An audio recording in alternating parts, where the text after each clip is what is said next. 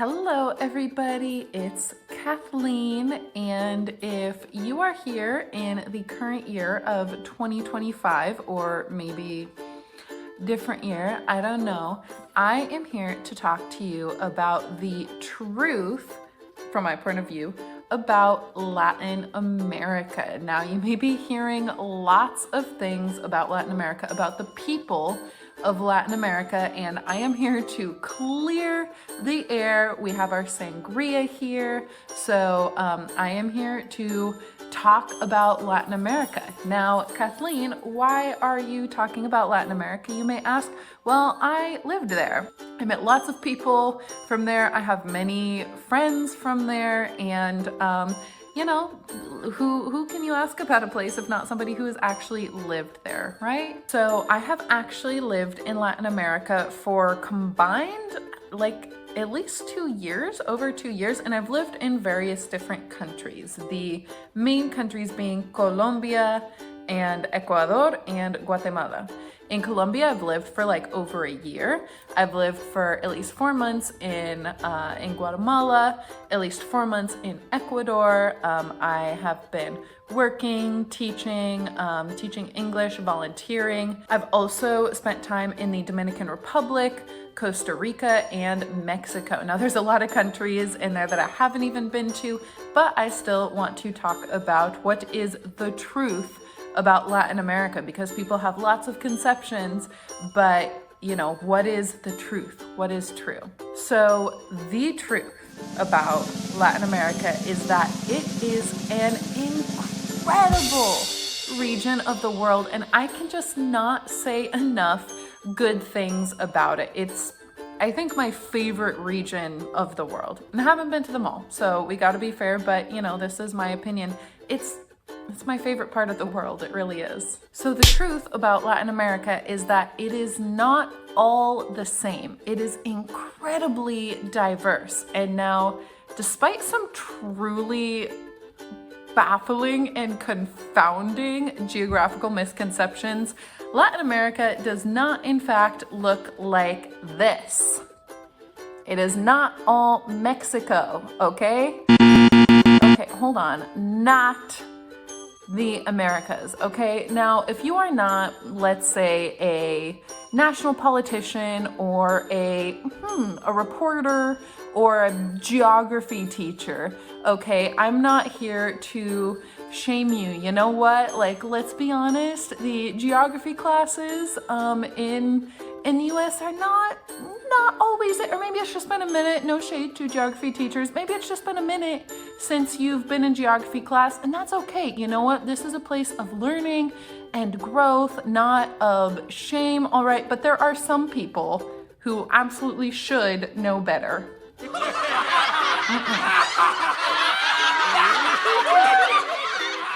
Many different countries will share certain similarities, but they are all really just unique and distinct and have their own identity with regards to their culture, history, art, music, tradition, cuisine, the food, and so much more. So the truth about Latin America is that it is incredibly racially diverse. So in each country, you will find a unique racial and ethnic makeup, largely stemming from indigenous, African, and European ancestries that, based on the country, the location, the history, have mixed and have manifested in its own unique way. So these lineages have mixed and blended into just a stunning blended tapestry of racial diversity. And of course, there are people from all over the world in Latin America as well. It's not just those ones, but in many places, those are kind of the predominant groups that you might find that have intermixed within the country's profile. Little note from editing Kathleen. Yes, I'm in the same sweatshirt. I love this sweatshirt. But also, I just want to recognize that there is racism in Latin America as well. There is colorism. I think that Latin America's racial diversity is so cool and interesting and awesome, but I also don't want to present it like everyone's just like kumbaya, you know. Obviously there are issues and social dynamics at play as well. So I just want to recognize that. But to me, it is still just one of the wonderful, fascinating parts of Latin America.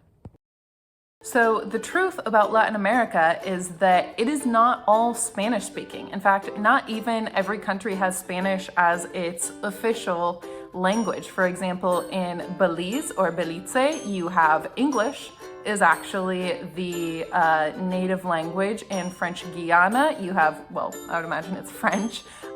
In Brazil, you have Brazilian Portuguese. So those are just like off the top of my head, but even in the countries, because many of the countries are primarily Spanish speaking, but even within those countries, actually, you can have dozens of different languages that actually stem from largely indigenous communities. And indigenous communities actually are much more just like present and incorporated into societies in many parts of Latin America in a way that really sadly and tragically in the United States is no longer the case because they've been all but eliminated. But in Latin America, actually, those communities are really thriving, and they still have their languages that you just hear all around, out and about. And so you can have many different languages in different communities where Spanish is not even their first language, even if they're in a Spanish-speaking country. So this is something that I learned the hard way, because actually one time I was working as just like a student aide in a classroom at a school, and I was working with some high schoolers, and this one kid was from Mexico, and I was asking him about a word in Spanish. He said, "Oh, I don't know." He tells me Spanish isn't my first language. Now, if you are a teacher, you know, sometimes like kids kind of mess around with you, and I thought he was being a little stinker, and I'm like, I know you're from Mexico. Of course you speak Spanish, and of course it's your first language. Which, oh my God, now makes me so embarrassed. Like I feel humiliated telling this story, but I tell it because I want to say, don't be like me, okay? Don't be the white lady telling an immigrant child what their own language is. But I did not know. I was so ignorant, and I had no concept that like in Mexico, someone would come from a community where actually Spanish was not their first language. And so now in hindsight, I know like he was not lying about his own language, but I thought he was messing with me. And I'm just like, oh, stop it. So yeah, that's a precautionary tale. Like, do not be like I was in that instance. So the truth about Latin America is that it is not dangerous. It's not dangerous, okay? People have this conception you set foot in the country, you take a step out the airport, and you're gonna get kidnapped or something. And that is just not the case. What is the case is that in every country, everywhere in the world, there are dangers, there are risks, and there are going to be certain areas maybe that are not safe or advisable to go to, and many areas where you're totally fine. There are many conceptions that like foreigners will get targeted in Latin America, and also that is not really the case in my experience. Again, it's a big place, so there are some areas where I would say like you should take seriously the risk of going to that area, and the majority of the areas where you're fine. So I have been to all the countries I said in the beginning, and I've been all around. I've lived there. I've lived in areas that are not touristy, where there are not white people, where people are surprised to see me, and like, look at my face. I am as gringa gets. I very obviously stand out. I have traveled solo. I've been all around like by myself, hauling a big ass suitcase, and nothing has ever happened to me. You will hear stories, and the news will want to sensationalize stories, but you also hear stories of bad things happening to people in the United States or in your home country, wherever it is. I promise you that there are a very small sliver of society of people who are bad and who will do bad things, and that's awful and terrible. But that does not mean that one place is like, it's all dangerous and another place is all safe. That is not the truth. And what is the truth in Latin America is that if you educate yourself, if you pay attention to the advice of locals and people who actually know areas, then you can travel there and be completely safe, like I have done for years on end, be completely safe and have a wonderful time. And you will meet just the most incredible people. The vast majority of Latin Americans are people who are living their lives just like you, and they're good, and they have good to neutral intentions, and they are not out to get you or anybody else. See, our minds do this thing where they categorize things and people and places, and one of the ways we will categorize is familiar and unfamiliar. And if we see something as familiar, we tend to see it as safe and trustworthy. And so we will look at people from a different part of the world and be like, well, they look different, or they're a different color, their face looks different, they dress different, they talk different. When they talk, I don't understand them because they're speaking a different language. That must mean they have some sort of negative intention and they're scary. No, they don't, and they're not. They're just people just like you, trying to live their lives and doing the best with what they have. And again, the vast majority of them have no malintent towards anybody, unless that person was an asshole to them, in which case, you know, who am I to say? I want to tell a quick story, which is that I think there was maybe twice, and keep in mind, this is in 2 years. In 2 years, there were 2 times when I think I might have been getting eyeballed as a pickpocketing target. Now, let's remember that pickpocketing happens in every major city all around the world, including the places that you're like, oh, these are nice places to travel. These are safe.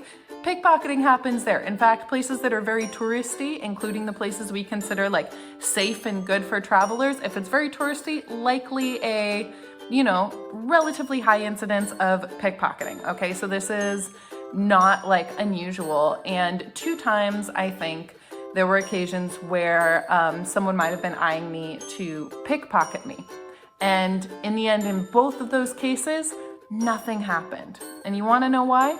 Because people from my environment, locals, Latinos, who were strangers, who I did not know at all, noted the situation and they intervened to protect me. They did not owe me anything, but 2 times in my time in Latin America, I had some kind, compassionate strangers approach me and say, hey, I think that person is looking at you, be careful.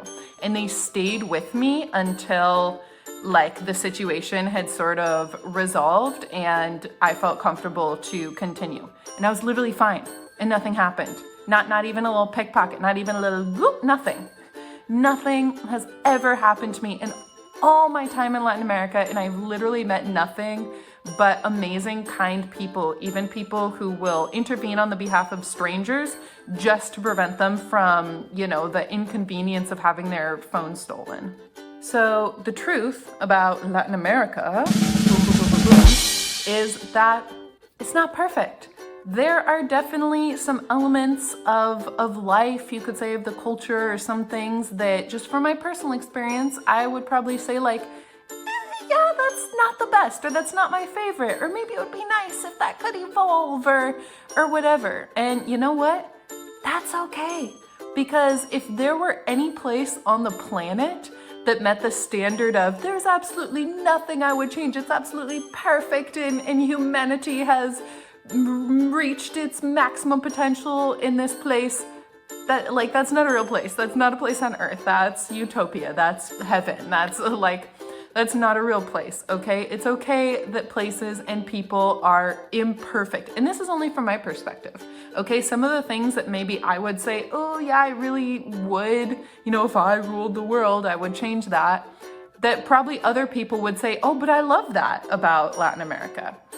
So it's okay that it's not perfect. The truth about Latin America is that if I could relocate all of the humans who I love, who are dear to me, to Latin America, I think I could live there for the rest of my life and be happy and just never leave. I mean, it is just full of incredible music and art and nature and history and, oh my God, amazing food and amazing, incredible, wonderful people. And like, what more could you ask? Literally, I think the one thing is like, obviously I would want to see, there are people whom I love who do not live in Latin America, but if I could just take like, nope, we're gonna go here now. Yeah, I could just live there for the rest of my life and be happy because it is just truly one of the most wonderful places on earth. So the truth about Latin America is that it's actually kind of not that different from anywhere else on earth. It's just a big place filled with lots and lots and lots and lots of people, filled with millions and millions of people who are just doing the best they can and living their lives with what they have. Of course, there are ways in which it is completely unique and distinct in its language, in its tradition, in its history, in its art and culture, in its food. Yes, it's going to have elements that you won't find anywhere else on the planet, but in the ways like really just deep down in terms of like humanity and being a part of the human species, it's just not. It's not different. It's like anywhere else. And the people there are like anyone else. And the people who are born there and go to a different country because they want to for whatever reason, they're like anyone else too. All right, so those are my truths about Latin America. Have you been to Latin America? Have you visited? Are there any places that are your favorite? Are there any things about Latin America that you love? Are there any things about Latin America that maybe you're not a fan of? Because like we said, that's okay. So go ahead and leave a comment, but respectfully, please. Let's keep it respectful. You can even talk about things that you aren't a fan of in a respectful way. So it's totally okay to do that, but be warned that freedom of speech is not the same as freedom to have a comment of yours publicly displayed in the comment section of my YouTube channel. Those are not the same thing.